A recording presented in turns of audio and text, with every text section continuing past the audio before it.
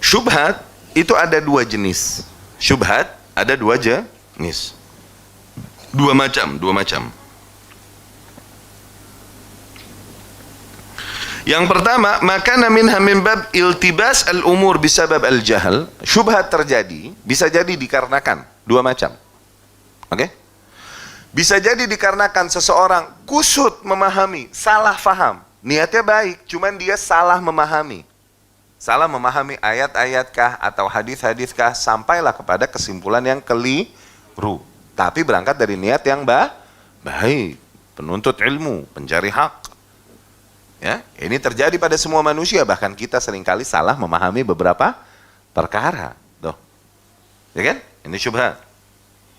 Yang kedua, syubhat terjadi dari orang-orang yang emang su'ul qasd, tujuannya buruk. Emang ada di hatinya penyimpangan. Dia mau membenarkan kesesatan dan penyimpangan yang ada padanya. Akhirnya ayat-ayat dan hadis-hadis yang ada dia tunggangi. Bahasa Indonesia yang ditunggangi. Apa di sini? Ditunggangi ayat-ayat dan hadis-hadis yang ada untuk membenarkan kebatilannya. Apa di sini? Ditunggangi apa di sini? Dinaiki, diarahkan, disetir. Oke? Dikemudikan ayat-ayat dan hadis-hadis yang ada untuk membenarkan kebatilannya. Oke? Mengapa kita jelaskan demikian? Supaya difahami bahwa tidaklah semua syubhat terjadi dari niat yang buruk. Enggak. Di antara manusia banyak awam yang emang enggak berniat buruk, cuman sampainya kepada kesimpulan yang keliru.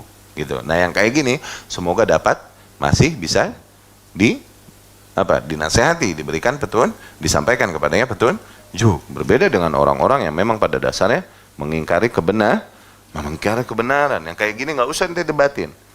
Syubhat yang mereka layangkan kepada awam, kepada awam, bantah syubhatnya. Tapi apakah menemui orangnya, mendebatnya? Nggak usah, ngapain? Buang-buang waktu. Kenapa? Emang pada dasarnya di hatinya ada penyimpangan. Imam Syafi'i rahimahullah, Imam Syafi'i nih paling jago nih dalam urusan debat, ini jago juga Imam Syafi'i rahimahullah. Dia berkata, "Inilah unazir ahadan a'lam annahu muqimun ala bid'atih." Aku tak mau discuss dengan seseorang yang aku tahu dia sudah sure, dia udah paten di atas bid'ahnya. Ngapain buang-buang waktu yang kayak gini? Wala in ataitahum bikulli ayah ma tabi'u qiblatak. Kalaupun kau bawakan kepadanya semua ayat, mereka nggak bakalan mau mengikuti kiblatmu. Sama aja, ngapain? Buang-buang waktu. Makan hati, bikin bete. Apa bete? Bete, kesel. Ya. Kenapa? Emang mereka sudah yakin di atas bid'ah mereka. Zain?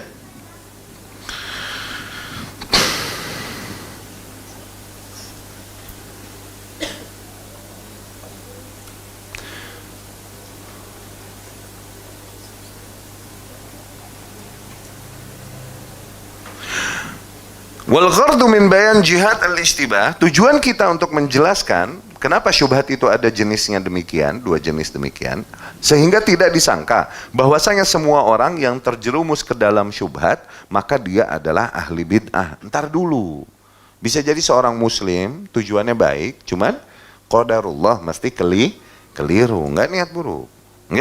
Bal qad yaqa al-muslim alladzi la yattabi' hawa fiha jahlan. Bisa jadi seseorang kejeblos di dalam sebuah syubhat, bukan tujuannya mengikuti hawa nafsunya, cuman dia kejeblos di situ jahlan, berangkat dari kejahilannya, ketidaktahuannya. Wal wajib alaihi idza balaghahu al-bayan ay yastafid wa yarji'. Maka yang wajib atasnya, ketika datang kepadanya penjelasan, maka dia harus mengambil manfaat darinya. Dan dia harus rujuk dari kekeliruannya. Ya? Harus meninggalkan kebatilan tersebut yang dia berada di dalamnya sebelumnya. Fa innal haqqu huwa talabatul muslim, dikarenakan al-haq adalah tujuan setiap kaum muslim hakikatnya. Laisa baina ahadin wal haq ada insyaallah taala. Tidak ada seorang pun yang memang pada dasarnya memusuhi yang hak apabila memang dia muslim yang menginginkan kebaikan, ya. Min alamat ashab al-ahwa. Di antara ciri-ciri para ashabul ahwa, orang-orang yang pengekor hawa nafsu. Tuh disebutkan di sini oleh Syekh Hafizahullah. Ciri-ciri pengekor hawa nafsu, ciri-ciri ahli bid'ah, bro. Oke? Yang pertama, alla yuz'in lil haqq wad dalil idza nastaban. Dia tidak mau tunduk kepada al-haq, kepada dalil ketika udah dijelaskan. Tuh, kalau belum tahu oke lah. Zain? Tapi sudah dijelaskan, masih juga dia tidak mau tunduk, masih juga menentang. Ah, itulah hakikatnya sombong. Sombong tuh hakikatnya di mana? Batarul haq, menentang kebenaran, wa ghamtun nas, dan meremehkan manusia. Udah dijelaskan kepadanya batil, udah dijelaskan kepadanya dalil, udah dijelaskan bahwa apa yang kau yakini sekarang ini keliru. Ini harusnya begini, memahaminya begini, tapi masih dia berkeras, berkelit dan lain-lain. Ya, itu memang pada dasarnya mencirikan dirinya memang dia termasuk ahlul ahwa. Orang demikian la yukallifullahu nafsan illa wus'aha, serahkan urusannya kepada Allah. Nggak usah ente ngotot pengen benerin dia. Nggak usah, udah diamin aja. Serahkan kepada Allah, doakan petunjuk baginya. Ayyughalital haqq wa ahlah. Tuh, seringkali ciri yang kedua.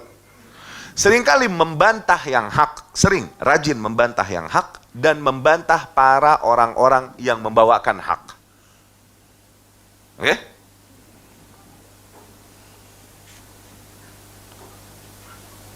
Membantah hak dan membantah atau menghina, mencela, meledek orang-orang yang menyerukan kepada hak. Oke? Kemudian ciri yang ketiga, la yajri ala sunanis salafis salih fil istidlal. Dia di dalam menggunakan berdalih, di dalam menggunakan ayat-ayat atau hadis-hadis, metodenya berbeda dengan metode salafus salih. Tuh. Ini yang kita bilang aslul.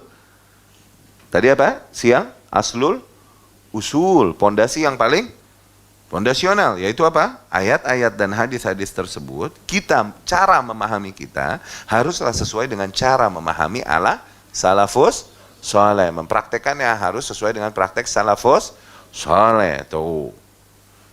Ya. Nah, ketika seseorang di dalam menggunakan ayat, di dalam menggunakan hadis tidak sesuai dengan salafus saleh, itu ciri dia memang ahlul ahwa. Dia ahlul hawa, pengekor hawa nafsu. Annahu la yaltazim bi adab al-hiwar.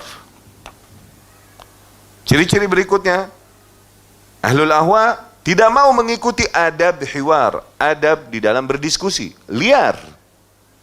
Oke? Tidak mengikuti adab dalam berdiskusi. Kemudian di antara cirinya juga, maqsudahu ibtal kalam mukhalifih la al-wusul ila al-haq wal qabul bih. Tuh, tujuan dari dia diskusi, ciri-cirinya lagi adalah untuk mengalahkan musuhnya, mengalahkan lawannya, bukan mencari hak, tapi mengalahkan lawannya, bukan mencari hak dan siap membuka hati untuk menerima hak, enggak, selalu. Oke? Tapi apa?